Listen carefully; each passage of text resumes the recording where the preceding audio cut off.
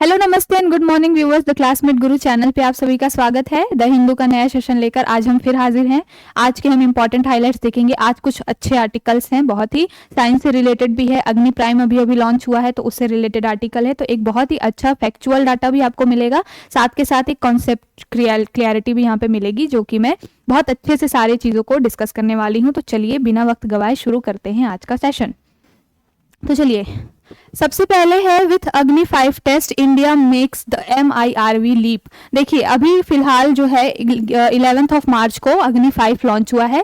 Science से related ये पूरा आर्टिकल है, बहुत अच्छे से मैं इसको डिस्कस करूंगी। आपके GS पेपर 3 में ये साइंस के रिलेटेड है, साथ के साथ में आपके इस बार PT में इसके प्रश्न बनने की संभावना है।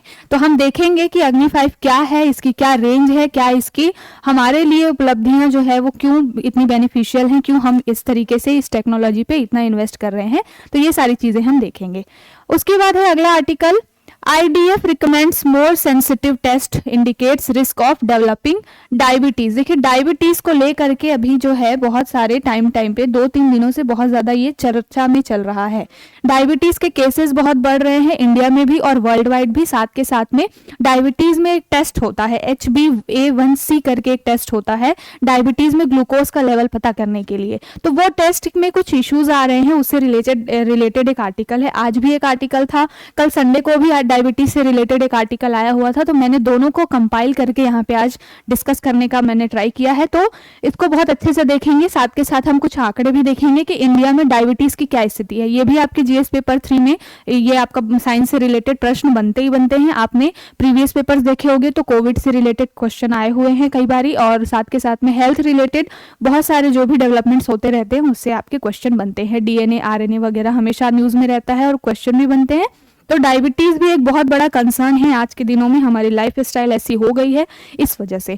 तो हम इसको बहुत अच्छे से डिस्कस करेंगे। अगला है home ministry ban several outfits in Jammu Kashmir. UAPA के ऊपर एक पूरा चीज आया हुआ है, तो उसको हम देख लेंगे।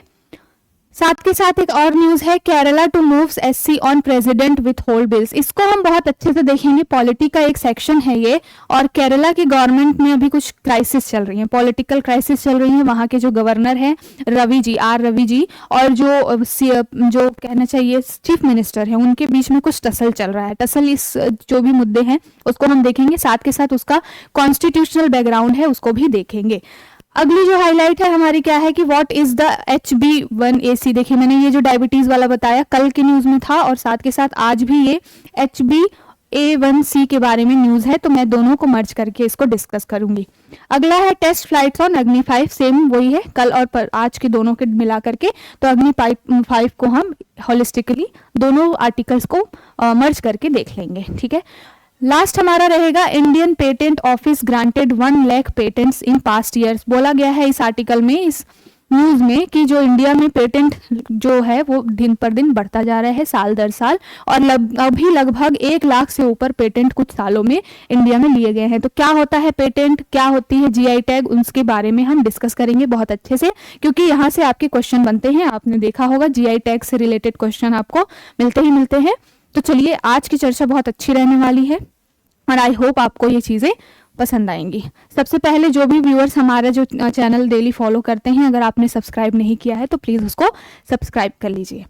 चलिए शुरू करते हैं आज की चर्चा। सबसे पहला हम क्वेश्चन ले रहे हैं, GS पेपर 3 से रिलेटेड है ये, आपका साइंस का ये पूरा जो है मैटर है। तो साइंस एंड टेक्नोलॉजी से ये रिलेटेड है। क्या है पूरा मुद्दा कि with Agni 5 test India makes the MIRV leap. MIRV तकनीक पर आधारित अग्नि 5 को जो है अभी 11 मार्च को इंडिया ने लॉन्च किया है। देखिए क्या है ये पूरा, तो MIRV जो है एक तरीके की टेक्नोलॉजी है जिसमें क्या है, सेट जो मिसाइल तो है वो एक ही है, लेकिन उसमें मल्टीपल जो है वॉरहेड्स हैं। वॉरहेड्स कहने का मतलब है ये परमाणु तकनीक पर आधारित जो बम होते हैं ना, न्यूक्लियर बॉम्ब्स होते हैं, इसमें इस मिसाइल में रखा गया है। और वो मिसाइल एक है लेकिन उसमें जो मारक क्षमता है वो कहीं ज्यादा है। एक बार में कम से कम 10 जो परमाणु बॉम्ब को ये ले जा सकता है। मतलब कि ये ऐसा है कि एक बार ये मिसाइल को छोड़ दो और ये 10 अलग अलग टारगेट को क्या है रीच करके 10 अलग अलग टारगेट्स को डिस्ट्रॉय कर सकता है। ठीक है, तो इसके बारे में हम डिटेल में जानेंगे। सबसे पहले इस आर्टिकल में जो फैक्ट्स दिए गए हैं उसको देख लेते हैं। ये न्यूज हमारे लिए इंपॉर्टेंट क्यों है, क्योंकि इस पूरे जो प्रोजेक्ट को हेड करने वाली एक महिला है, इनको क्या है, दिव्य पुत्री का नाम दिया गया है। देखिए इनका नाम क्या है, श्रीना रानी। तो श्रीना रानी जो है वो पूरा इस अग्नि 5 जो मिसाइल जो प्रोजेक्ट था उसको हेड करने वाली ये महिला है। पहले ये इसरो में हुआ करती थी, 1998 में उन्होंने शिफ्ट किया टुवर्ड्स डीआरडीओ। ये जो पूरा अग्नि 5 है इसको बनाया किसने है, डीआरडीओ ने बनाया है इसको। तो ये जो महिला है श्रीना रानी, इन्होंने पूरा इसको हेड किया है, इसलिए इनको दिव्य पुत्री का भी नाम दिया गया है। दिव्य पुत्री क्यों बोला गया है, क्योंकि ये जो पूरा मिशन है वो मिशन दिव्य शस्त्र के या दिव्यास्त्र के अंडर बनाया गया है। तो मिशन दिव्यास्त्र को याद रखिएगा, आपसे परीक्षा में प्रश्न पूछा जा सकता है कि ये किससे रिलेटेड है। तो मिशन दिव्यास्त्र का संबंध अग्नि 5 से है, और अग्नि 5 मिसाइल जो है हमारे लिए एक बहुत बड़ी उपलब्धि है। क्यों उपलब्धि है, क्योंकि ये स्वदेशी रूप से निर्मित ये एक तरीके का बैलिस्टिक मिसाइल है। तो ध्यान रखिएगा मिशन दिव्यास्त्र को, साथ के साथ में ये दिव्य पुत्री श्रीना रानी का भी नाम याद रखिएगा।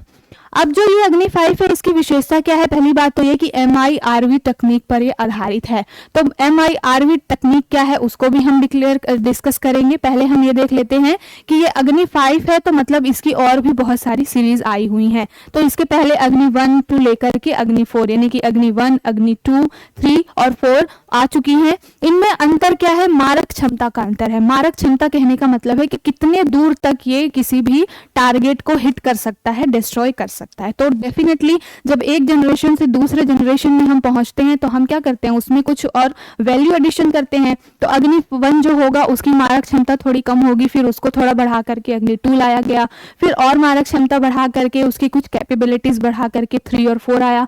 और अभी जो अग्नि 5 है इसकी मारक क्षमता लगभग 5000 किलोमीटर है। 5000 किलोमीटर, ये समझ लीजिए कि इंडिया में एक जगह से बैठे बैठे चाइना में हम क्या कर सकते हैं, टारगेट को डिस्ट्रॉय कर सकते हैं। तो ये अब तक का जो है बहुत ही हाईएस्ट नंबर है मारक क्षमता के मामले में, कि इतनी दूरी तक हिट करने वाला कोई मिसाइल हमने तैयार किया है। इसलिए अग्नि 5 की उपलब्धि बहुत बड़ी है। साथ के साथ ये जो MIRV तकनीक है इसके जो यूज करने वाले कुछ चुनिंदा देश हैं, जैसे कि अमेरिका हुआ, रशिया हुआ, UK, फ्रांस हुआ, चाइना ने भी हाल में कर लिया है। तो कुछ 5-6 ही देश है जिन्होंने इस टेक्नोलॉजी के ऊपर काम किया है, और अब उसमें इंडिया भी शामिल हो गया है। तो हम डिस्कस करेंगे अग्नि 5 की पूरी ये MIRV तकनीक के बारे में।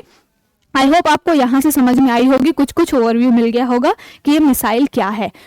तो चलिए चलते हैं, देखिए यहाँ पर लिखा हुआ है कि इसकी रेंज क्या है, तो हम उसको आगे और डिस्कस करेंगे। पूरा इसके बारे में दिया गया है कि इसको कहाँ से लॉन्च किया गया, DRDO के द्वारा। जो डॉक्टर APJ अब्दुल कलाम जो आइसलैंड है इन ओडिशा, वहाँ पर इसको बनाया गया और वहाँ से इसको लॉन्च किया गया है। अग्नि 5 के पूरे फीचर्स के बारे में है इसमें, तो हम इसको देख लेंगे। चलिए तो अब देख लेते हैं MIRV टेक्निक क्या है। तो सबसे पहले तो MIRV का फुल फॉर्म क्या है, MIRV का फुल फॉर्म है multiple independently targetable re entry vehicle. ठीक है, देखिए मैंने पहले ही बताया कि मल्टीपल है, मतलब कि एक बार ये मिसाइल को छोड़ दिया जाए तो उसके बाद क्या है, ये मल्टीपल जो है जो न्यूक्लियर बॉम्ब्स है उसको वो क्या कर सकता है, उसके थ्रू वो टारगेट को हिट कर सकता है। तो MIRV का फुल फॉर्म क्या है, multiple independently targetable re entry vehicle. ठीक है, तो ये पहली बात हो गई इसका फुल फॉर्म। साथ के साथ ये क्या है, MIRV तकनीक उस तकनीक को कहते हैं जिसमें किसी मिसाइल में एक ही बार कोई परमाणु हथियार ले जाए और वो क्या करे, बार बार लक्ष्यों को भेदता रहे अलग अलग दिशाओं में। तो ये होता है MIRV का पूरा मतलब। आई होप आपको समझ में आ गया होगा। मैंने पहले ही बता दिया कि ये अमेरिका, ब्रिटेन, रूस, फ्रांस, चाइना जैसे कुछ चुनिंदा 4-5 देशों के पास है, और अब इसमें कौन शामिल हो गया है, भारत भी अब इसमें शामिल हो गया है। यहाँ तक क्लियर। अब इसमें विशेषताएं क्या है, तो ये सारी जो चीजें हैं मैंने जो यहाँ पे बताई हैं वो आपके स्टेटमेंट वाइज क्वेश्चन बनते हैं, तो आप इसको ध्यान से पढ़िए कि इसमें क्या है, 3 चरण के मिसाइल है, मतलब कि 3 स्टेज सिस्टम है इसमें। ये पूरा जो मिसाइल है उसमें 3 स्टेज सिस्टम है, और ये पूरा जो है वो सॉलिड इसमें फ्यूल का यूज किया गया है। ठीक है, ठोस ईंधन पर ये आधारित है, 3 चरणीय मिसाइल है। जिस तरीके से मैं बता रही हूँ आपको स्टेटमेंट अगर क्वेश्चन ये बनता है तो ऐसे ही बनेंगे कि ये क्या है, 3 चरणीय मिसाइल है, इसमें ठोस ईंधन का प्रयोग किया जा रहा है। साथ के साथ क्या है, अब तक का ये देश में सबसे अधिक दूरी तक मार करने वाला क्या है, मिसाइल है, जिसकी क्षमता कितनी है, 5000 यानी कि 5K किलोमीटर, ठीक है, 5000 किलोमीटर की इसकी मारक क्षमता है। और लंबाई चौड़ाई तो वैसे नहीं पूछी जाती है। और ये इंपॉर्टेंट क्यों है, खास बात इसकी ये है कि ध्वनि की जो गति होती है उससे लगभग 24 गुना तेज है ये, यानी कि 24 टाइम्स ये ज्यादा है किससे, ध्वनि की गति से।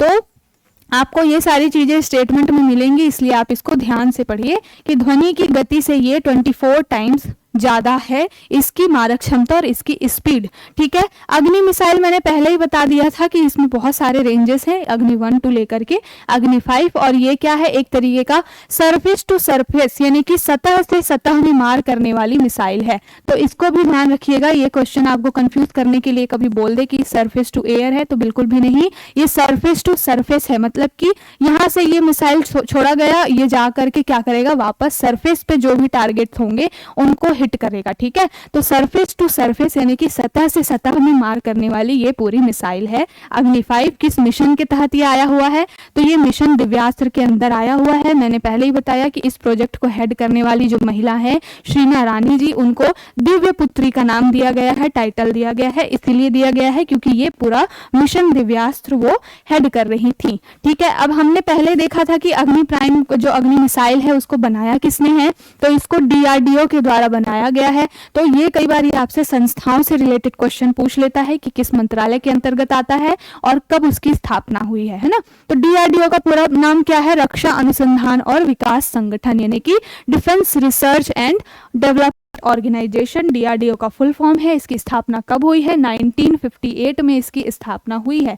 और ये किस मंत्रालय के तहत आता है, तो ये भारत सरकार के रक्षा मंत्रालय के तहत आने वाली एक संस्था है, एक ऑर्गेनाइजेशन है जो क्या करती है, रक्षा संबंधी उपकरण बनाती है, डिफेंस के क्षेत्र में क्या करती है, नित नई उपलब्धियां हासिल करती है।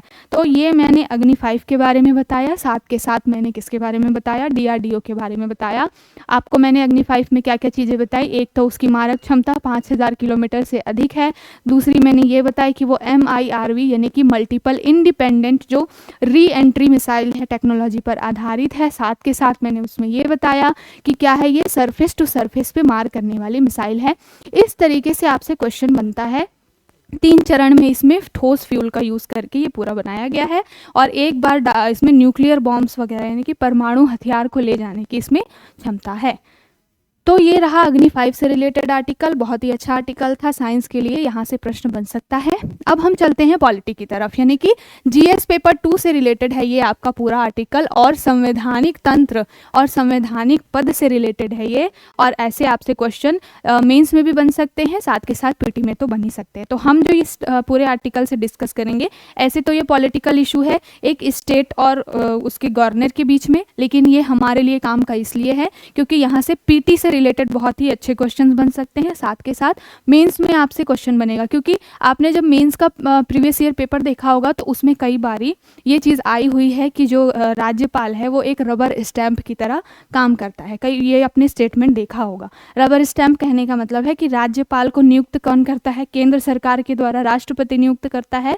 तो हमेशा ये मुद्दा उठता है कि राज्यपाल केंद्र के इन्फ्लुएंस में काम करता है। तो राज्यपाल के लिए ये क्वेश्चन आपको प्रीवियस ईयर में मिला हुआ है कि वो क्या है, केंद्र का एक रबर स्टैंप की तरह काम करता है। तो इसी से रिलेटेड ये पूरा मुद्दा है।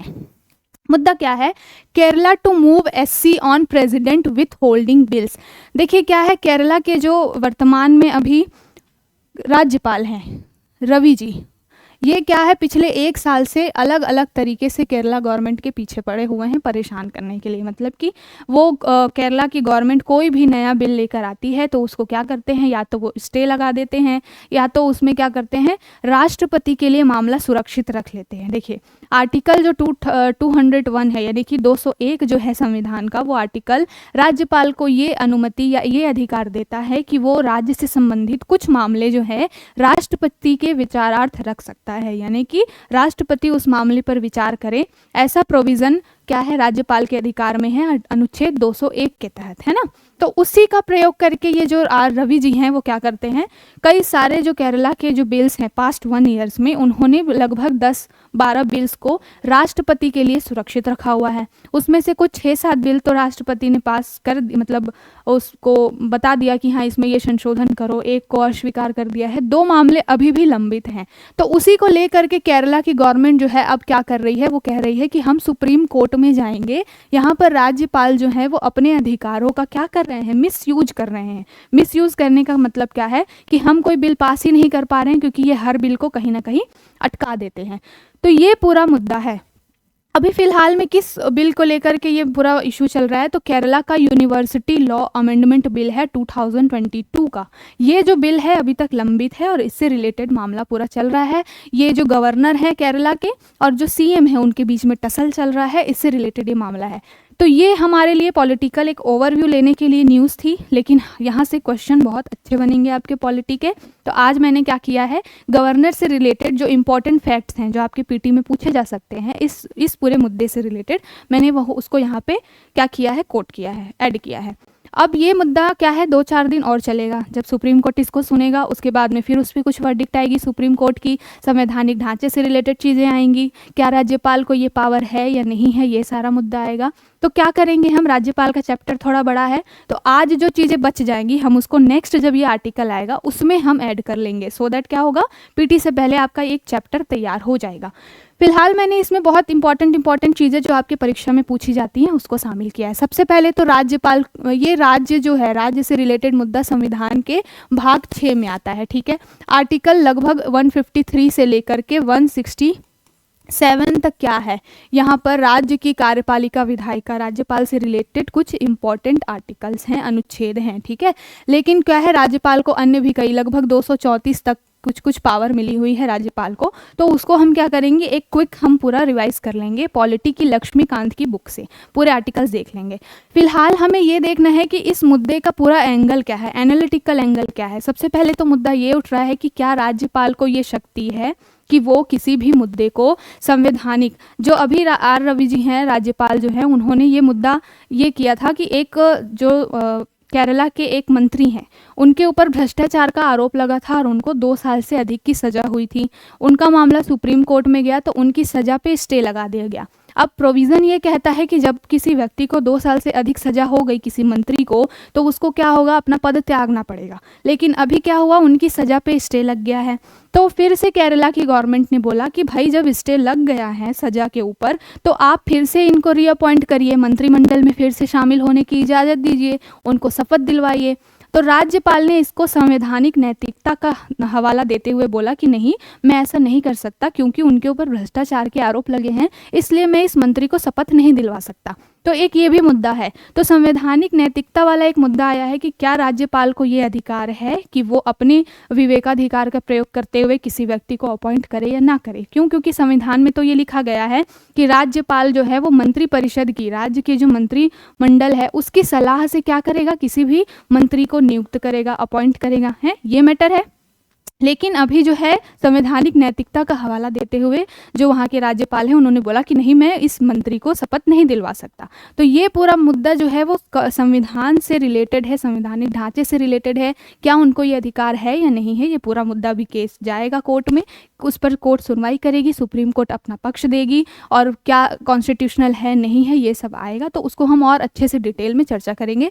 फिलहाल हम यहाँ पे पीटी के पर्सपेक्टिव से कुछ रिवीजन कर लेते हैं राज्यपाल के चैप्टर से, ठीक है।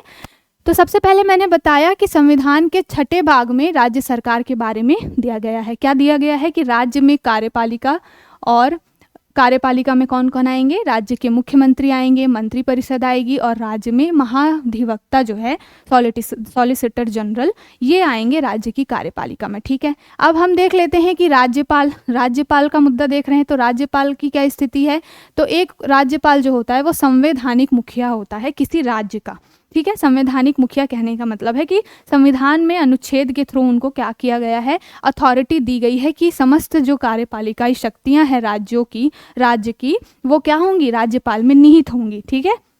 साथ के साथ में पहले ये प्रोविज़न हुआ करता था कि एक राज्य के लिए एक ही राज्यपाल होगा, ठीक है। एक राज्य और एक राज्यपाल, एक गवर्नर, लेकिन उसको क्या किया गया, चेंज किया गया। कब चेंज किया गया, इसको 7वां संविधान संशोधन अधिनियम किया गया, उसमें 1956 में ये 7वां संविधान संशोधन किया गया और ये बोला गया कि एक राज्य के लिए या 2 से अधिक राज्यों के लिए एक राज्यपाल हो सकता है। और क्या होंगे, जब अगर एक ही व्यक्ति को 2 या 2 से अधिक राज्यों का राज्यपाल नियुक्त किया जाएगा तो जो उनके वेतन भत्ते होंगे वो 2 या 3 राज्य, जिन जिन राज्यों में वो राज्यपाल हैं वो लोग वहाँ के जो वेतन भत्ते उनकी संचित निधि से बांट करके आपस में दोनों तीनों राज्य मिल करके राज्यपाल को वेतन देंगे। तो ये याद रखिएगा कि कौन सा संविधान संशोधन के थ्रू ये प्रोविजन किया गया, 7वां संविधान संशोधन अधिनियम 1956, जिसके थ्रू राज्य को, एक राज्यपाल को 2 या 2 से अधिक राज्यों की अथॉरिटी दी गई। ठीक है, अब ये देख लेते हैं कि राज्यपाल की नियुक्ति कौन करता है। तो राज्यपाल की नियुक्ति केंद्र सरकार जो है नामित करती है कि इन व्यक्ति को बिठाया जाना चाहिए। राष्ट्रपति जी उसमें क्या करते हैं, मुहर लगा देते हैं और राज्यपाल नियुक्त हो जाता है। तो राज्यपाल के लिए कोई भी अलग से चुनाव नहीं होता है, जो वो केंद्र के कहने पर राष्ट्रपति के द्वारा नियुक्त हो जाते हैं। ठीक है, और वो प्रसाद पर्यंत होते हैं, जब चाहे तब उनको हटा करके एक राज्य से दूसरे राज्य में शिफ्ट कर दिया जाता है। ठीक है, और ये पूरा मॉडल, एक क्वेश्चन आपसे ये बनता है कि राज्यपाल का ये जो नियुक्ति का प्रोविज़न किससे लिया गया है, तो कनाडा से लिया गया है। अमेरिका में जो है राज्यपाल नियुक्त होता है, मतलब इलेक्ट होता है, लोगों के द्वारा, जनता के द्वारा चुना जाता है, लेकिन कनाडा में क्या है, वो नियुक्त होता है, अपॉइंट होता है। तो हमने कनाडा के यानी कि कनाडा से ये पूरा मॉडल उठाया हुआ है कि हमारे यहाँ राज्यों की राज्यपाल की क्या है, चुनाव नहीं होते हैं, उनको केंद्र के कहने पे राष्ट्रपति क्या कर देता है, नियुक्त कर देता है। ठीक है, अब हमने जो पूरा आर्टिकल देखा था जिसमें ये मैटर था कि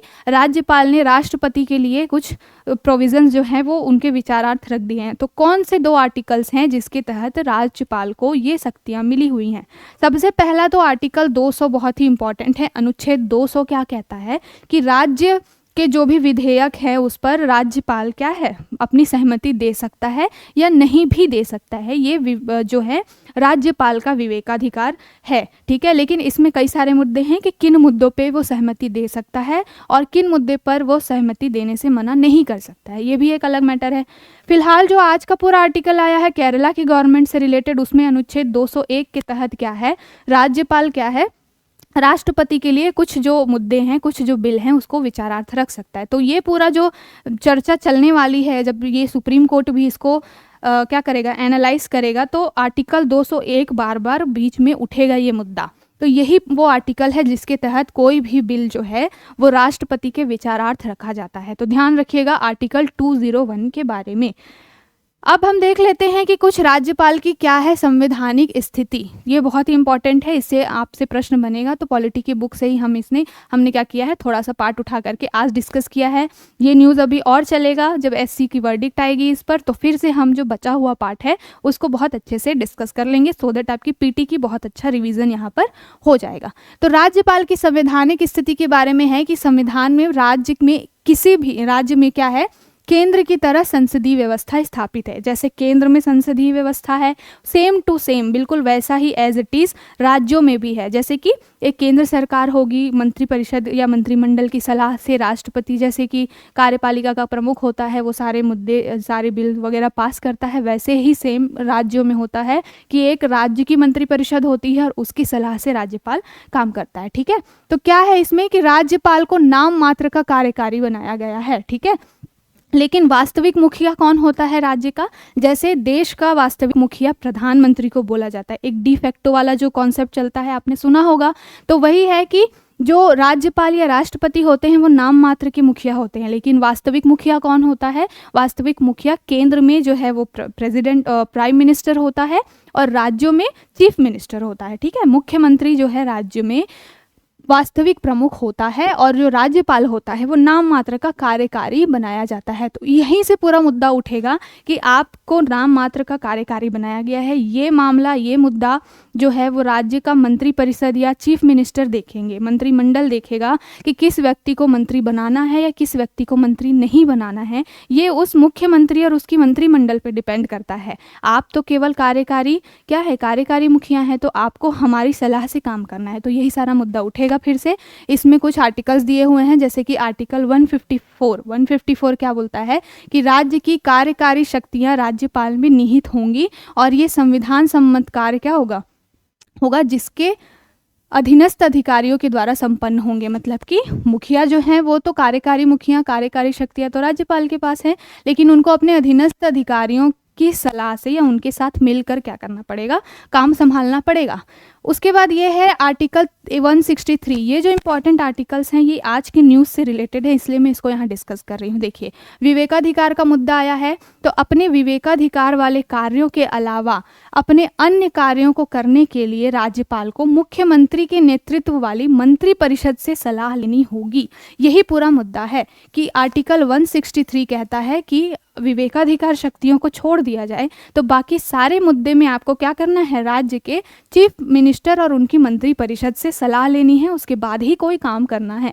तो ये आर्टिकल 163 आता है, लेकिन इसमें भी कुछ प्रोविजंस हैं, उसको भी मैं डिस्कस करूंगी। आपका बिल्कुल यहाँ से कॉन्सेप्ट क्लैरिटी हो जाएगी, और जो कोर्ट की वर्डिक्ट आएगी उसमें बहुत सारे एंगल आएंगे, लेकिन आज आपको ये समझ में आ जाएगा कि अगला क्या हो सकता है जजमेंट। ठीक है, अगला पॉइंट यह है कि राज्य मंत्रिपरिषद की विधानमंडल के प्रति सामूहिक रूप से जिम्मेदारी होगी। ये तो सभी को पता है कि जो मंत्रिपरिषद होती है वो क्या होती है, राज्यों में विधानमंडल के लिए और केंद्र में संसद के प्रति, यानी कि संसद में भी लोकसभा के प्रति जो मंत्रिमंडल है वो क्या होता है, सामूहिक रूप से जिम्मेदार होता है, मंत्रिमंडल या फिर मंत्रिपरिषद। आपको ये तो पता होगा मंत्रिमंडल और मंत्रिपरिषद में क्या अंतर है। एक इससे समझिए कि अगर ये एक छोटा सा हिस्सा है, ये आपका मंत्रिमंडल है, इसमें कुछ चुनिंदा लोग होते हैं, कैबिनेट मंत्री जिसको बोला जाता है ना, मंत्रिमंडल, और इनके नीचे और भी अन्य मंत्री होते हैं, जैसे कि राज्य मंत्री होते हैं और भी बहुत सारी चीजें होती है ना, सचिव वगैरह होते हैं, तो ये पूरे मंत्रिपरिषद में आते हैं। ठीक है, राज्य मंत्री वगैरह। तो मंत्रिमंडल एक छोटा कॉन्सेप्ट है जिसमें क्या है, बहुत फेवरेट लोग, चुनिंदा लोग रहते हैं, जैसे कि वित्त मंत्री हुए, रक्षा मंत्री हुए, ये सारे लोग मंत्रिमंडल में रहते हैं, कुछ चुनिंदा लोग। और जो मंत्रिपरिषद है वो बड़ा कॉन्सेप्ट है। ठीक है, तो पहली बात तो ये सभी लोग क्या होते हैं, राज्यों में विधानमंडल के प्रति और जो केंद्र में संसद में लोकसभा के प्रति क्या होते हैं, सामूहिक रूप से जिम्मेदार होते हैं या उत्तरदायी होते हैं। किस आर्टिकल के तहत, आर्टिकल 164 के तहत। अब हम जो आज मुद्दा डिस्कस कर रहे हैं राज्यपाल की शक्तियों से रिलेटेड, तो उसमें एक चीज़ बोली गई है कि जैसे राष्ट्रपति की अगर तुलना की जाए राज्यपाल की शक्तियों से, तो क्या मुद्दा है, 2 पॉइंट है इसमें। पहला तो ये कहता है कि संविधान में इस बात की कल्पना की गई है कि राज्यपाल अपने विवेक के आधार पर कुछ स्थितियों में काम करेंगे, जबकि राष्ट्रपति के लिए क्या है, ऐसी कल्पना नहीं है। तो देखिए यहाँ पर राज्यपाल को थोड़ी ज़्यादा पावर मिल गई है। राष्ट्रपति के लिए संविधान में क्लियरली मेंशन नहीं है कि राष्ट्रपति जो हैं बिल्कुल विवेकाधिकार से सब कर सकते हैं। है कुछ प्रोविजंस, वो अलग मैटर है, उसको फिर से डिस्कस करेंगे। लेकिन राज्यपाल के लिए तो चीज़ें लिखी गई हैं कि क्या कर सकता है, वो अपने विवेक के आधार पर कुछ चीज़ें कर सकता है। ठीक, दूसरा मैटर ये है कि जो 42वां संविधान संशोधन आया था 1976 का, जिसको मिनी कॉन्स्टिट्यूशन ऑफ इंडिया बोला जाता है। क्यों? क्योंकि उसमें कॉन्स्टिट्यूशनल के बहुत सारे प्रोविजंस में चेंज किया गया था। ठीक है, तो जो 42वां संविधान संशोधन था उसमें ये बोला गया था कि राष्ट्रपति के लिए मंत्रियों की सलाह बाध्यता थी, राष्ट्रपति को मंत्रियों की सलाह से ही काम करना था। लेकिन राज्यपाल के लिए क्या था कि राज्यपाल के संबंध में इस तरीके का कोई उपबंध नहीं है। ये 42वां संविधान संशोधन जब आया था तब ये बोला गया था कि राष्ट्रपति पे तो बाध्यता है कि वो क्या करेंगे, मंत्रिपरिषद की सलाह से ही काम करेंगे, लेकिन राज्यपाल के लिए ऐसा कोई प्रोविज़न नहीं आया था। फिर बाद में बहुत सारे केस हुए, उसके बाद सुप्रीम कोर्ट ने इसमें फाइनल वर्डिक्ट देते हुए बोला कि संविधान में ये स्पष्ट है कि राज्यपाल के विवेकाधिकार पर कोई प्रश्न उठे तो राज्यपाल का निर्णय ही अंतिम होगा। ठीक है, तो अभी जो पूरा मुद्दा चल रहा है उनके ऊपर, जो भी राज्यपाल के विवेकाधिकार से रिलेटेड, तो संविधान में ये मेंशन है कि राज्यपाल का निर्णय अंतिम होगा और वैध होगा। इस संबंध में इस आधार पर कोई प्रश्न नहीं उठाया जाएगा कि ये विवेकानुसार निर्णय लेने का अधिकार था या नहीं था। ठीक है, तो एक मुद्दा ये मेंशन है अभी फिलहाल कॉन्स्टिट्यूशन में, लेकिन सुप्रीम कोर्ट जब इसको सुनेगी, आप देख रहे हैं समय समय पर वक्त के हिसाब से सुप्रीम कोर्ट क्या कर रही है, अपने जजमेंट्स को बदल रही है। तो अब सुप्रीम कोर्ट क्या इसमें जजमेंट देगी, क्या वर्डिक्ट देगी, ये हमारे लिए देखने वाली चीज़ होगी। फिलहाल तो ये है कि राज्यपाल राज्यपाल के विवेकाधिकार शक्तियां हैं उनके पास, और वो चाहे तो कुछ चीज़ों में मना कर सकते हैं, कुछ चीज़ों को एक्सेप्ट कर सकते हैं। इसके लिए उन पर दबाव नहीं बनाया जा सकता, साथ के साथ उनके निर्णय ही अंतिम होगा, उस पर कोई प्रश्न नहीं उठाया जाएगा। फिलहाल ये मामला है, ठीक है। अब यहाँ पर दिया गया है कि राज्यपाल की संवैधानिक विवेकाधिकार में क्या क्या आते हैं, तो कुछ 5 पॉइंट्स दिए गए हैं कि वो राष्ट्रपति के विचारार्थ किसी विधेयक को आरक्षित कर सकता है। देखिए यहाँ पर वो चीज़ें मेंशन है, तो राज्यपाल के पास ये पावर है कि वो राष्ट्रपति के विचारार्थ कोई भी विधेयक रख दे, ये उनकी विवेकाधिकार शक्ति है। दूसरा है कि राज्य में राष्ट्रपति शासन की सिफारिश, ये सबको पता है कि जब ऐसा लगता है, मैंने एक जब आर्टिकल डिस्कस किया था तो मैंने आर्टिकल 356 और 365 डिस्कस किया था, है ना। तो 356 में क्या था कि अगर राज्यों में संवैधानिक तंत्र विफल हो जाता है तो फिर क्या होगा, राज्य का जो राज्यपाल है वो राष्ट्रपति से कहेगा कि आप यहाँ पर राष्ट्रपति शासन लगा दीजिए। 365 में क्या मेंशन था कि अगर केंद्र ने कोई चीज़, कोई आदेश राज्यों को दिया और राज्य ने उसको मानने से इनकार कर दिया, तो फिर इस आर्टिकल के तहत राज्य में राष्ट्रपति शासन लग जाएगा। तो ये मैंने 2 चीज़ें डिस्कस की थी। तो वैसा ही है कि राज्यपाल राष्ट्रपति शासन की सिफारिश कर सकता है। पड़ोसी या केंद्र शासित राज्यों के में क्या करेगा, वो बतौर प्रशासक के रूप में कार्य करेगा। जैसे कि दिल्ली में जो राज्यपाल है उसको गवर्नर ना बोल के लेफ्टिनेंट जनरल बोला जाता है, तो वही है कि राज्य में केंद्र शासित प्रदेश जो होते हैं पड़ोसी राज्यों में, तो उसमें क्या होता है, राज्यपाल एक प्रशासक के रूप में काम करता है। असम, मेघालय, त्रिपुरा और मिजोरम के राज्यपाल खनिज उत्खनन की रॉयल्टी के रूप में जनजातीय जिला परिषद को कितनी राशि देनी है इसका निर्धारण करते हैं। ये कुछ अदर हैं। फिर राज्य के विधान परिषद और प्रशासनिक मामलों में मुख्यमंत्री से जानकारी प्राप्त करना, ये भी जो है वो राज्यपाल का राइट है। तो आई होप आपको समझ में आया होगा कि पूरा मुद्दा क्या है। 201 के तहत राज्यपाल जो है राष्ट्रपति के लिए रख सकता है कुछ मामले विचार के लिए। साथ के साथ ये मेंशन है कि 42 कॉन्स्टिट्यूशनल अमेंडमेंट में बोला गया है कि भाई राष्ट्रपति को भले ये बाध्यता हो मंत्रियों की सलाह को मानने की, लेकिन राज्यपाल के संबंध में ऐसा कोई प्रोविजन नहीं है कि वो मंत्रियों की सलाह मानने के लिए बाध्य है। दूसरा पॉइंट ये है कि कुछ विवेकाधिकार शक्तियां मिली हुई हैं उनको और उनका निर्णय अंतिम होता है। तो आई होप आपको पूरा आर्टिकल अच्छे से समझ में आया होगा, क्या इशू है, सारी चीज़ें समझ में आई होंगी। जब ये न्यूज़ फिर से आएगा, फिर से हम और बाकी जो राज्यपाल से संबंधित मुद्दे हैं उसको डिस्कस करेंगे। फिलहाल यहाँ पर आर्टिकल है पॉलिटी की लक्ष्मीकांत में, जिसमें कुछ कुछ चीज़ें बताई गई हैं, तो मैं एक क्विक आपको ओवरव्यू देती चलती हूँ। देखिए आर्टिकल 153 में क्या बोला गया है कि राज्यों के लिए एक राज्यपाल होगा, तो ये आप ध्यान रखिएगा, आर्टिकल 153 राज्यों का राज्यपाल। उसके बाद 54 में बोला गया है कि राज्य की कार्यपालिकाई शक्ति क्या होगी, राज्यपाल में निहित होंगी। ये कौन सा आर्टिकल कहता है, 154 कहता है, ठीक। उसके बाद में राज्यपाल की नियुक्ति तो मैंने बता दिया कि केंद्र के कहने पर या केंद्र की सिफारिश पर राष्ट्रपति नियुक्त करते हैं। फिर उनका कार्यकाल कितना होगा, ये राष्ट्रपति के प्रसाद पर्यंत ही डिपेंड करता है। साथ के साथ में 157 में है कि राज्यपाल के नियुक्त होने की क्या अर्हता है, तो 2 अर्हताएं हैं। एक तो भारतीय नागरिक होना चाहिए, फिर इसमें भी कुछ बदलाव कर दिए गए हैं। साथ के साथ में 35 वर्ष की आयु होनी चाहिए, ठीक है, पागल या दिवालिया ना हो, मतलब उसकी बुद्धि ठीक से काम कर रही हो। तो ये जो नियुक्ति की अर्हता है वो आर्टिकल 157 में आती है। उसके बाद 58 में बोला गया है कि राज्यपाल कार्य के लिए क्या क्या दशाएं हैं, कार्यालय के लिए दशाएं।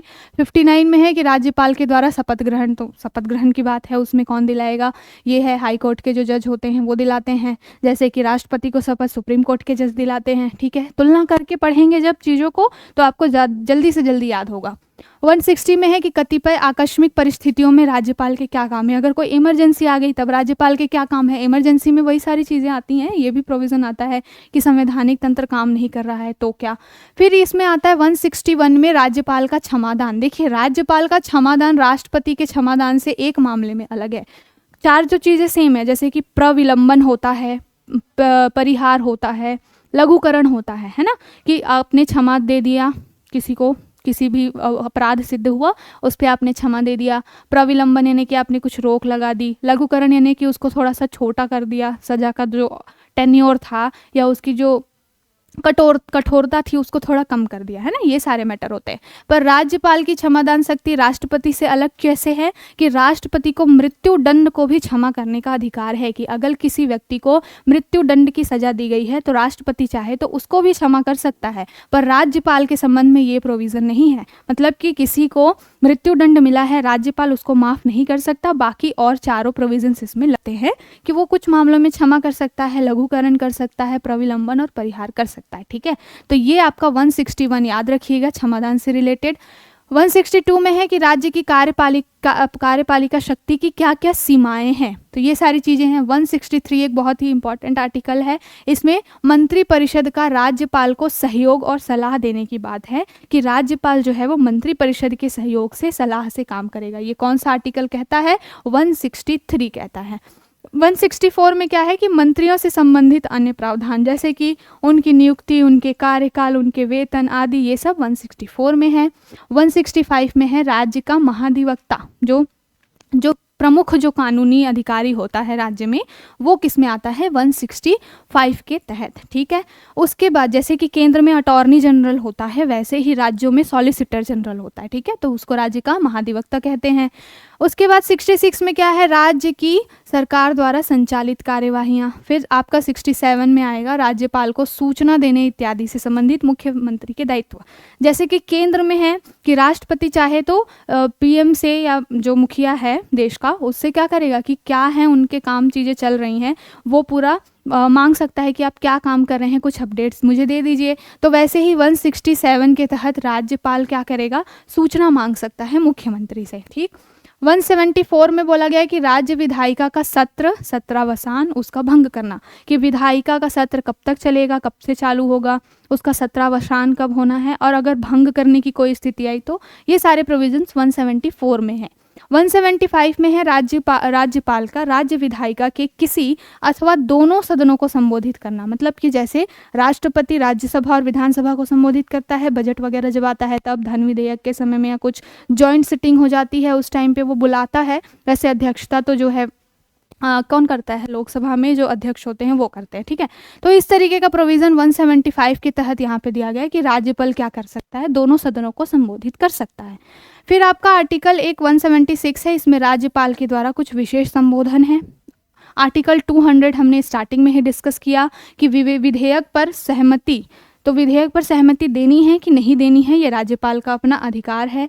आर्टिकल 201 हमने डिस्कस किया, इसी पर पूरा आर्टिकल बेस्ड था कि राज्यपाल जो है कुछ विधेयक राष्ट्रपति के विचारार्थ रख सकता है। ठीक है, उसके बाद आया 213 भी बहुत इंपॉर्टेंट है। इसमें राज्यपाल की अध्यादेश जारी करने की शक्ति है। अध्यादेश कब जारी किया जाता है? जब कोई विधानसभा जो है अभी क्या है, भंग हो चुकी है या नहीं है, सत्ता में नहीं है, शासन नहीं चल रहा है, मंत्रिपरिषद नहीं है, तो उस समय में क्या होता है, 6 महीने के लिए राज्यपाल को और केंद्र में राष्ट्रपति को 123 के तहत अध्यादेश जारी करने के अधिकार है, और राज्यपाल को क्या है 213 के तहत।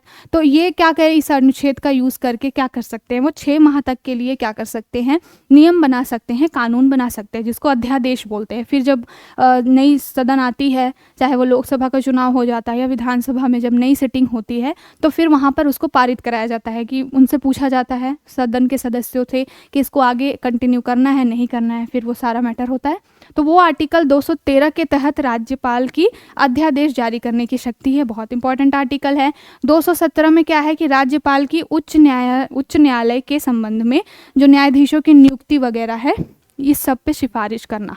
देखिए, राष्ट्रपति तो करता है, ठीक है, राष्ट्रपति क्या करता है, नियुक्ति करता है, लेकिन जो क्या है, सलाह वगैरह देने का काम तो यही करते हैं ना राज्यपाल।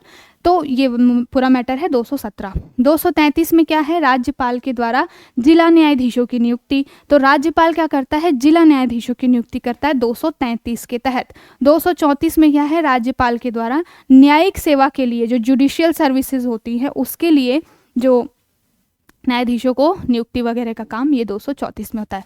तो ये पूरा मैंने एक पूरा पॉलिटी के चैप्टर्स का आपका आधा रिवाइज करा दिया है। जब फिर से ये मुद्दा आएगा तो फिर हम उसको और भी प्रोविजंस जो हैं राज्यपाल से संबंधित उसको मैं डिस्कस करूँगी। फिलहाल जो पीपीटी में मैंने चीज़ें आज शामिल की हैं वो आपके एग्जाम में बहुत इंपॉर्टेंट होती हैं। ये आर्टिकल्स, ये सारे मुद्दे बिल्कुल आप देखेंगे PYQ तो आपको स्टेटमेंट वाइज ये सारी चीज़ें बनेगी, मिलेंगी कि कहाँ से हमने ये लिया है। तो कनाडा से लिया है, नियुक्ति कौन करता है, राष्ट्रपति करता है, कैसा है वो, तो एक संवैधानिक मुखिया है, आर्टिकल्स पूछे जा सकते हैं, भाग पूछा जा सकता है, और ये किस आर्टिकल के तहत राष्ट्रपति के लिए रखते हैं, तो 201 के तहत रखते हैं। तो जो इम्पोर्टेंट क्वेश्चंस बन सकते थे यहाँ से मैंने आपको बिल्कुल अच्छे से डिस्कस कराया हुआ है। तो वही सारे आर्टिकल्स हैं, देखिए यहाँ पर। भाई थोड़ा रोकियो, रोको। चलिए अब देखते हैं हमारा अगला आर्टिकल, जो कि मैंने स्टार्टिंग में हाइलाइट्स में डिस्कस किया था कि अभी जो है इंडिया में और वर्ल्ड वाइड डायबिटीज़ को लेकर के बहुत कंसर्न रेज हो रहा है। बहुत ही ज़्यादा लोग डायबिटीज़ के क्या है मरीज़ हो रहे हैं, और इसका सीधा सीधा इफेक्ट क्या है, इसका कारण क्या है।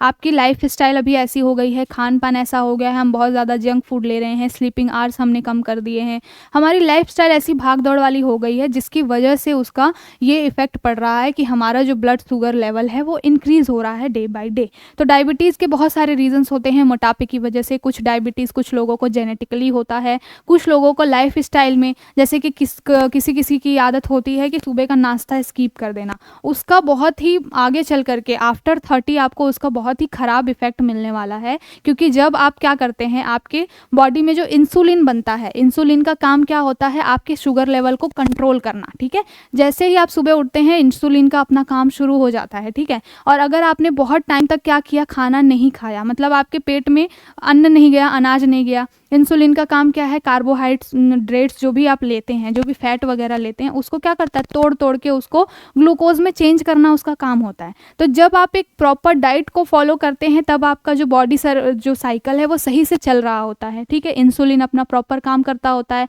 आप कोई भी खाना लेते हैं, कोई भी खाना खाते हैं, उसको क्या करता है, वो अपना कार्बोहाइड्रेट्स वगैरह जो है ग्लूकोज में तोड़ तोड़ के शुगर लेवल मेंटेन कर देता है। लेकिन जब आप बहुत देर तक क्या होते हैं, भूखे रहते हैं, सुबह का नाश्ता स्किप कर देते हैं, तो बॉडी इंसुलिन तो बना रही है और वो शुगर लेवल तो आपके बॉडी में बढ़ रहा है, लेकिन उसको काम ही नहीं मिल पा रहा है सो दैट कि क्या करे, वो अपना काम करके उस शुगर लेवल को बैलेंस करे। तो मतलब कि अगर आपने सुबह का नाश्ता स्किप किया, इट मीन्स क्या है कि इंसुलिन का लेवल जो है और ब्लड शुगर का लेवल जो है आपकी बॉडी में इंक्रीज होता है, और इसी का जो फाइनल परिणाम क्या होता है, डायबिटीज़ या मधुमेह जिसको कहते हैं, ये इसी की वजह से होता है। तो सबसे पहली बात तो हमें अपने लाइफ साइकिल पे थोड़ा सा ध्यान देना चाहिए भाई, जीवन है तो सब कुछ है, ठीक है। फिलहाल ये पूरा मुद्दा क्यों आया है, अभी डायबिटीज़ की टेस्टिंग के लिए इंडिया में भी और वर्ल्ड वाइड एक बहुत ही फेमस टेस्ट है HbA1c। तो ये HbA1c जो है बहुत ज़्यादा ही यूज़ होने वाला एक तरीके का टेस्ट है, जो कि शुगर लेवल को क्या करता है, टेस्ट करता है बॉडी में। लेकिन फ़िलहाल के कुछ रिसर्च ये बताते हैं कि ये जो टेस्ट है ये प्रॉपर रिजल्ट नहीं दे पा रहा है। एक सही रिजल्ट जो बोलना चाहिए किसी व्यक्ति को डायग्नोस करने के बाद में, एक प्रॉपर एक सही रिजल्ट नहीं दे पा रहा है। इसका क्या कॉज हो रहा है, इसका इफेक्ट ये हो रहा है कि बॉडी में लोगों को नहीं पता चल पा रहा है कि उनका एक्चुअल में शुगर लेवल कितना इंक्रीज़ हुआ है, कितना कम हुआ है। तो ये पूरे टेस्टिंग जो पूरी सिस्टम है, इसके ऊपर एक आर्टिकल आया हुआ है, तो हम इसको तो देखेंगे ही देखेंगे, साथ में हम ये देखेंगे कि भारत में जो डायबिटीज़ से रिलेटेड क्या आंकड़े हैं। क्योंकि जब आपको अगर मेंस वगैरह में आपको लिखना होगा, जब क्योंकि साइंस पे बेस्ड ऐसे क्वेश्चन आते ही आते हैं, हेल्थ एक बहुत ही इंपॉर्टेंट टॉपिक है आपके मेंस में। तो जीएस पेपर 3 में जब साइंस में ये सारी चीज़ें आएंगी, तो जब आप आंकड़ों आदि का प्रयोग करके अपनी चीज़ों को, अपनी बातों को कोट करते हैं, तो एक बहुत अच्छा इफेक्ट पड़ता है पढ़ने वाले के ऊपर। तो सबसे पहले हम जान लेते हैं कि ये HbA1c है क्या। तो HbA1c क्या है, हीमोग्लोबिन 1A1c टेस्ट है ना, ठीक है। इस टेस्ट का इस्तेमाल किस लिए होता है, टाइप 2 डायबिटीज़ की टेस्टिंग के लिए। 2 टाइप के डायबिटीज़ होते हैं, एक होता है टाइप 1 और एक होता है टाइप 2, ठीक है। तो सीवियरिटी के मामले में कौन कितना घातक है, इसके मामले पे 2 आधार पे क्या होते हैं, डायबिटीज़ के टाइप्स होते हैं, टाइप 1 और टाइप 2। तो ये HbA1c जो है वो आपके टाइप 2 डायबिटीज़ को क्या करता है, डायग्नोस करता है, उसकी स्क्रीनिंग करता है, उसकी टेस्टिंग करता है, ठीक है। पहला मुद्दा तो ये हुआ। ये क्या करता है, आपके पिछले 3 महीने के ग्लूकोज को काउंट करता है। देखिए जो रेड ब्लड सेल्स होते हैं ना, वो क्या करते हैं आपकी बॉडी में, जो आरसीबी बोला जाता है, जिसको आरबीसी बोला जाता है ना, जिसको देखिए कल आरसीबी जो वुमेन प्रीमियर लीग में रॉयल चैलेंजर्स बेंगलुरु की महिलाएं जीती हैं, तो वही दिमाग में आ रहा है। तो आरबीसी जो है, रेड ब्लड सेल्स जो हैं, वो क्या करती हैं आपकी बॉडी में, जो है इन सेल्स के द्वारा ऑक्सीजन को कैरी करने की क्षमता होती है।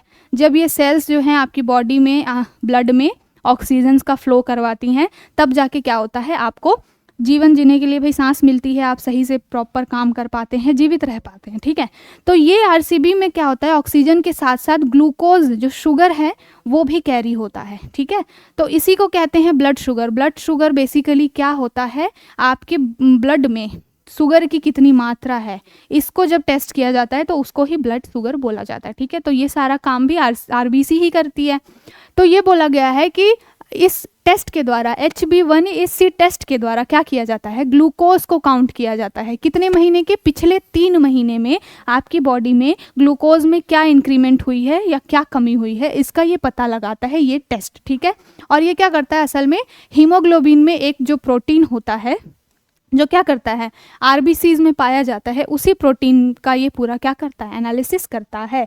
तो ये HbA1c का काम है। अब ये पूरा आर्टिकल में दिया गया है कि भाई क्या हो रहा है, इसका धड़ल्ले से यूज़ हो रहा है आज के डेट में इस टेस्ट का। लेकिन ये टेस्ट क्या कर रहा है, पहले तो ये बताया गया है कि ये टेस्ट वर्क कैसे करता है। तो इसमें बताया गया है कि 2 तरीके से टेस्ट होते हैं। एक तो आपका प्री, जो ब्रेकफास्ट से पहले होता है खाली पेट में, और उसके बाद में पोस्ट ब्रेकफास्ट या पोस्ट मील जो होता है, वो सारी चीज़ें होती हैं। तो इस तरीके से बॉडी में जो है ऑक्सीजन और ग्लूकोज का लेवल के लिए पता लगाने के लिए ये पूरी टेस्टिंग होती है। उसके बाद बताया गया है कि इस टेस्ट का यूज़ क्यों किया जा रहा है, तो भाई इसका टेस्ट का यूज़ इसलिए किया जा रहा है क्योंकि ये बहुत ही आसान है। घर पे बैठे बैठे इंसान क्या करता है, इसके थ्रू अपना ग्लूकोज लेवल का पता लगा लेता है। ठीक है, उसके बाद बोला गया है कि टेस्ट के रिज़ल्ट क्या हैं। तो ये टेस्ट का रिज़ल्ट ये है कि वो बता देता है 3 महीने के कुछ भी रिजल्ट, जो भी अगर इंक्रीमेंट हुए हैं तो बता देता है। लेकिन वही एक्यूरेसी वाला मामला यहाँ पर आ जाता है। फिर यहाँ पर कुछ आंकड़े दिए गए हैं कि बिलो 5.6 जो है वो नॉर्मल होता है, वगैरह वगैरह, परसेंटेज के हिसाब से बताया गया। ये इतना काम का नहीं हमारे लिए।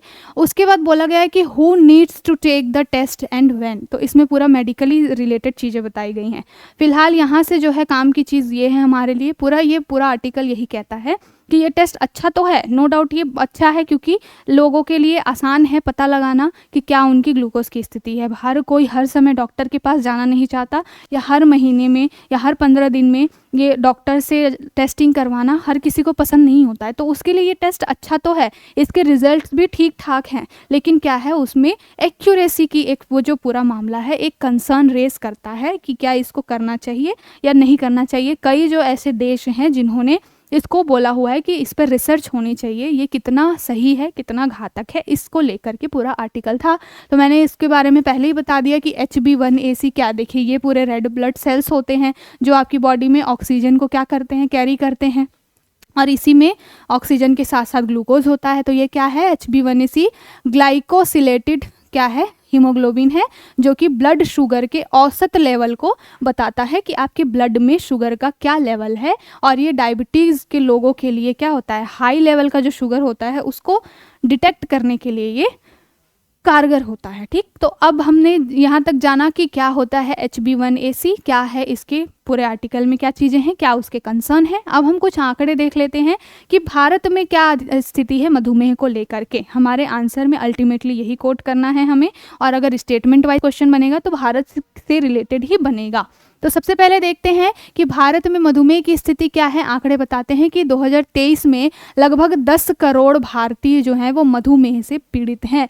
तो ये एक बड़ा नंबर है। वो अलग बात है कि हमारी आबादी अभी जो भी 120-130 जो भी पहुंच गई है, तो इसके कंपैरिजन में हमें ये 10 करोड़ बहुत कम लग रहा होगा, बट जब आप सोचेंगे इसको तो ये बहुत बड़ा नंबर है। 10 करोड़ लोग भारत में 2023 तक फिलहाल में क्या है, डायबिटीज़ से पीड़ित हैं। और ये 13.6 जो करोड़ लोग हैं ना, वो अभी प्री डायबिटीज़ फेज़ में हैं। प्री डायबिटीज़ का मतलब क्या है कि आफ्टर 30 आप में डायबिटीज़ के सिम्टम्स बिल्कुल विजिबल होना शुरू हो जाते हैं। लेकिन प्री डायबिटीज़ वाली स्टेट ये है कि आपकी हरकतों की वजह से भविष्य में आपको हो सकती हैं चीज़ें, उसकी कुछ सिम्टम्स, उसकी कुछ परेशानियां अभी से शुरू हो जाएंगी। आपको भले वो समझ में ना आए, लेकिन डे आफ्टर, जब आफ्टर 30 आप रीच करेंगे, उसके बाद ये सिम्टम्स आपको विजिबल होंगे। तो जो 13.6 करोड़ लोग हैं वो प्री डायबिटीज फेज में हैं। अगर यहीं से मुद्दा सारा देख लिया जाए, इस कंसर्न का समझ लिया जाए कि कितना गंभीर ये मुद्दा है, तो हम क्या कर सकते हैं, इन 13.6 करोड़ लोगों को अभी भी बचा सकते हैं, है ना। वो बोलते हैं ना कि precaution is better than cure. तो ये बजाय इसके कि बीमारी होने के बाद आप उसको क्योर करें, ये ज़्यादा सही होगा कि आप पहले ही उसको क्या कर लें, प्रिकॉशन के थ्रू क्या कर लें, ठीक कर लें, सावधानी रख के उस चीज़ को होने से रोक दें। तो 13.6 करोड़ लोग अभी प्री डायबिटिक फेज़ में हैं और 10 करोड़ लोग को तो हो चुका है, सफ़र कर रहे हैं वो। आंकड़ा ये बोलता है कि 2045 तक क्या होगा, भारत में मधुमेह की रोगियों की संख्या जो है वो 134 मिलियन पहुंच जाएगी। तो एक एक मिलियन का मतलब बहुत क्या होता है, 1 मिलियन इज इक्वल्स टू क्या होता है, लगभग 10 लाख। तो आप इससे कैलकुलेट कर लीजिएगा फ्री टाइम में, जब पढ़ने का मन ना हो तो क्या करिएगा, बैठ के इसको कैलकुलेट करिएगा नंबर्स में कि 134 मिलियन लोग क्या हैं 2045 तक, यानी कि 2045 तक क्या होंगे, भारत में 134 मिलियन लोग डायबिटीज़ के मरीज़ हो जाएंगे। बहुत बड़ा इशू है, और जिनकी फैमिली में कोई डायबिटिक पेशेंट होगा वो बिल्कुल इस चीज़ को समझता होगा कि कितनी कष्टदायक स्थिति होती है। इंसान का मन बहुत सारी चीज़ें खाने का करता है, वो नहीं खा सकता। हर दिन मतलब बेचारा जो सामने वाला व्यक्ति है वो इसी चीज़ से परेशान रहता है कि मैं ये नहीं खा पा रहा हूँ, मैं वो नहीं कर पा रहा हूँ। तो बहुत ही कठिन स्थिति होती है, डायबिटिक पेशेंट ही समझ सकता है इसको। कारण क्या होता है, मैंने स्टार्टिंग में ही बताया, शहरीकरण, जो आपका लाइफ स्टाइल है उसमें बदलाव हो रहा है, आप अपना नाश्ता स्किप कर रहे हैं, आपकी जो फिजिकल एक्टिविटीज़ हैं वो कम हो गई हैं। तो ये सारी जो चीज़ें हैं क्या करती हैं, मधुमेह को या डायबिटीज़ को बढ़ाती हैं। मैंने पहले ही बताया कि कुछ चीज़ें होती हैं जेनेटिकली होती हैं, पेरेंट्स में अगर है तो बच्चों में आ जाती हैं। साथ के साथ जब एक्सेस मोटापा बढ़ जाता है किसी व्यक्ति का, मोटापा भी एक बहुत बड़ा कारण है डायबिटीज़ होने का। साथ के साथ में जो हम अनहेल्दी फूड्स खाते हैं, जो जंक फूड वगैरह आज के डे टू डे लाइफ में बहुत ही कॉमन हो गया है, कुछ नहीं मिलता है तो मुंबई में तो लोग बड़ा पाव खा के पूरे अपना स्ट्रगल निकाल देते हैं ना। वही वाली चीज़ है कि हम इतना ज़्यादा अनहेल्दी फूड ले रहे हैं, उसकी वजह से भी कहीं ना कहीं डायबिटीज़ हो रहा है। साथ के साथ वही धूम्रपान वाली स्थिति, बहुत ज़्यादा तनाव लेना, शराब का सेवन, ये सारी चीज़ें जो हैं आपको डायबिटीज़ के जोखिम में डाल सकती हैं। तो ये था पूरा डायबिटीज़ से रिलेटेड पूरा आर्टिकल, और आज के आर्टिकल साइंस बेस्ड ज़्यादा हैं और आपको ये बहुत काम आएंगे, बहुत ही अच्छे हैं, आपकी सेहत के लिए भी अच्छे हैं, आपको जानना चाहिए इन सारी चीज़ों के बारे में। अब हम अपना अगला और आखिरी आर्टिकल देखते हैं। Indian patent office granted 1 lakh patent in past years. देखिए ये नया आंकड़ा निकल के आया है कि भारत में पिछले कुछ सालों में, 3-4 सालों में लगभग 1 लाख से ज़्यादा पेटेंट लिए गए हैं। पेटेंट क्या होता है, पेटेंट होता है कि जब कोई व्यक्ति अमूल्य संपदा, आपने कोई चीज़ ईजाद की है, आपकी कोई, मान लीजिए आपने कोई इन्वेंशन किया है और वो आपके कृषि से रिलेटेड हो, हेल्थ से रिलेटेड हो, टेक्नोलॉजी से रिलेटेड हो, जो कि क्या करे, भविष्य में देश को या भविष्य में विश्व को क्या कर सकता है, उससे कुछ लाभ मिल सकता है। तो उन सारी चीज़ों को आप क्या करते हैं, पेटेंट के थ्रू अपना उस पर एक क्या करते हैं, अधिकार रखते हैं कि ये चीज़ जो है वो मैंने इन्वेंट की है। अब सामने वाला कोई अगर इसका यूज़ करेगा तो पहले मुझसे परमिशन लेनी पड़ेगी। तो वो होता है पेटेंट, एक तरीके का क्या होता है, अधिकार होता है। जो वस्तु, जो चीज़, जो टेक्नोलॉजी आपने बनाई है उस पर आपका ही एकाधिकार होगा, और विदाउट योर परमिशन कोई भी उस चीज़ को क्या कर सकता है, यूज़ नहीं कर सकता। पेटेंट देने का ये फ़ायदा होता है। और भारत में क्या है, पेटेंट के मामले में अभी 1 लाख से ऊपर पेटेंट्स आए हैं। इसमें जीआई टैग्स वगैरह की भी बात की गई है। कुछ आंकड़े दिए गए हैं कि 2023-24 में 98 न्यू जीआई टैग्स मिले हैं। तो हम जीआई टैग को भी देखेंगे, इससे आपके प्रश्न बनता है कि क्या होता है जीआई टैग, और वर्तमान में कौन से ऐसे राज्य हैं जिनके पास सबसे ज़्यादा जीआई टैग है। कौन सी मिनिस्ट्री, तो जो ये मिनिस्ट्री, वाणिज्य मिनिस्ट्री होती है, वाणिज्य मंत्रालय, उसके तहत ये सारी चीज़ें होती हैं। और जीआई टैग और पेटेंट क्या है, एक दूसरे से इंटर रिलेट करते हैं, क्योंकि ये बौद्धिक संपदा से रिलेटेड है, इंटेलेक्चुअल प्रॉपर्टी से रिलेटेड है। साथ के साथ कुछ ऐसी अमूल्य वस्तु जो आपने इन्वेंट की है, जो क्या है, भविष्य में देश को, राष्ट्र को, आपको मदद कर सकती है, आपके बेटरमेंट के लिए है। तो ऐसी चीज़ों पर आपका एक अधिकार होना चाहिए। तो यहाँ पर बात की गई है इंटेलेक्चुअल प्रॉपर्टी राइट्स वगैरह की। तो अभी हम इसके बारे में कुछ आंकड़े देख लेते हैं। तो भारत में पेटेंट की क्या स्थिति है फिलहाल, तो इसमें हेडलाइन में ही पता चल गया कि 1 लाख से ज़्यादा, मतलब डे बाई डे इंक्रीज़ हो रहा है। भारत में लोग बहुत बुद्धिजीवी लोग हैं, तो अब क्या कर रहे हैं, अपनी बुद्धिमत्ता का प्रयोग भी कर रहे हैं। आंकड़े बताते हैं 2024 के हिसाब से, और ये पूरा पेटेंट जो एक अधिनियम है उसके हिसाब से। तो भारतीय पेटेंट अधिनियम 1970 क्या करता है, ये अधिनियम भारत में पेटेंट देने का और उनका संरक्षण करने का काम करता है। कौन सा अधिनियम, ध्यान में रखिएगा, भारतीय पेटेंट अधिनियम 1970 मूल रूप से ये बना। फिर उसमें क्या किया गया, संशोधन किया गया 2021 में। उसमें क्या किया गया, पेटेंट की प्रक्रिया को थोड़ा सरल बनाया गया, थोड़ा उसमें पारदर्शिता बढ़ाई गई। कहने का मतलब ये है कि आपको पेटेंट मिला, कैसे मिलेगा उसका प्रोसेस, साथ के साथ में आपको मिल गया तो कोई और उसका मिसयूज़ ना करे, उसका संरक्षण, ये सब इस अधिनियम के तहत किया जाता है। तो भारतीय पेटेंट अधिनियम 1970 जिसमें संशोधन हुआ 2021 में। 2003 में एक पेटेंट नियमावली आई थी, उसमें क्या बोला गया था, नियमावली में यही सारी चीज़ें थी कि आप कैसे आवेदन कर सकते हैं, कैसे परीक्षा उसकी होगी और अनुदान की प्रक्रिया क्या होगी, ये सारी चीज़ें। तो जब भविष्य में कभी आप इन्वेंशन करेंगे तो आप पहले ये पूरी नियमावली पढ़ लीजिएगा और उसके बाद जाइएगा पेटेंट कराने के लिए, ठीक है। फिलहाल आंकड़े क्या बनाते हैं, आंकड़े बताते हैं कि 2023-24 में भारत में 52,000 से अधिक पेटेंट आवेदन प्राप्त हुए हैं, ठीक है, और इनमें से लगभग 25,000 से अधिक को पेटेंट दिया भी गया है। तो 52,000 से अधिक जो है पेटेंट प्राप्त हुए हैं और लगभग 50% को क्या किया गया है, पेटेंट दे भी दिया गया है। भारत में पेटेंट आवेदनों की संख्या क्या है, पिछले कुछ वर्षों में लगातार बढ़ी है, बढ़ करके कितनी हो गई है, लगभग 1 लाख हो गई है पास्ट फ्यू ईयर्स, ठीक है। सबसे अधिक पेटेंट अभी फिलहाल में किसके पास है, तो अमेरिका पेटेंट के मामले में सबसे पहले नंबर पे आता है, ये आपसे स्टेटमेंट बन सकता है। दूसरे पे आता है चाइना, और भारत भी अब इस दिशा में अग्रसर हो रहा है। सबसे अधिक पेटेंट किन में लिया जाता है, तो दवाओं में, रसायन में, इलेक्ट्रॉनिक के क्षेत्र में।